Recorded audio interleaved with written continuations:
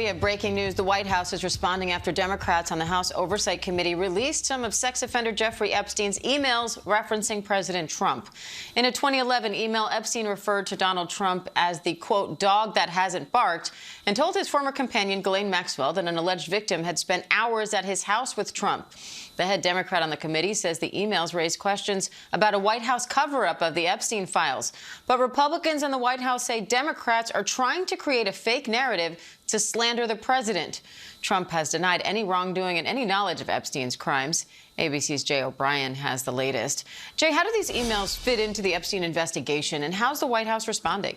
So they were released this morning, Diane, as you say, by Democrats on the House Oversight Committee. They are part of thousands of pages of records from the Epstein estate that this committee has obtained. The Republicans on the committee just dropped tens of thousands of pages of records from the Epstein estate, somewhat in response to this. But that one email that you just referenced is so far from what we have seen the most notable. That sentence that Jeffrey Epstein writes Ghislaine Maxwell about Trump being, quote unquote, that dog that hasn't barked. And he also notes that what, as of this morning when the email came out, was an unnamed victim. Now Republicans say it is prominent Epstein accuser Virginia Giuffre.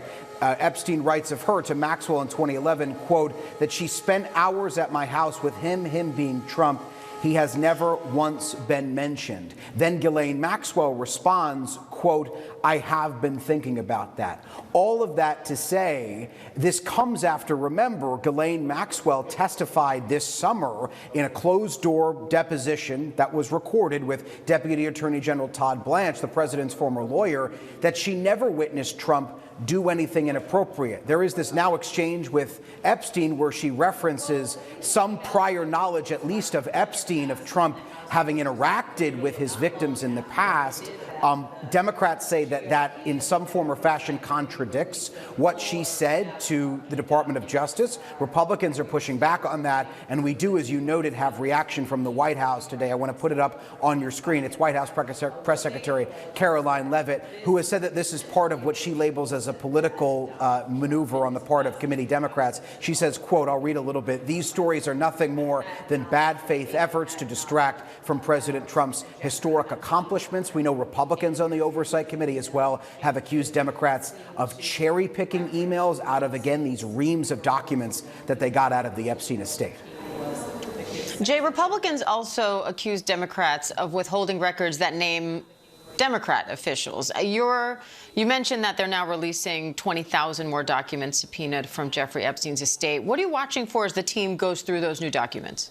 We're going through them now. In fact, I was just in a room with a few of my colleagues as we were poring over those records. From what we have seen so far, and the emphasis is, of course, on so far because it's more than 20,000 pages and we're continuing to go through them.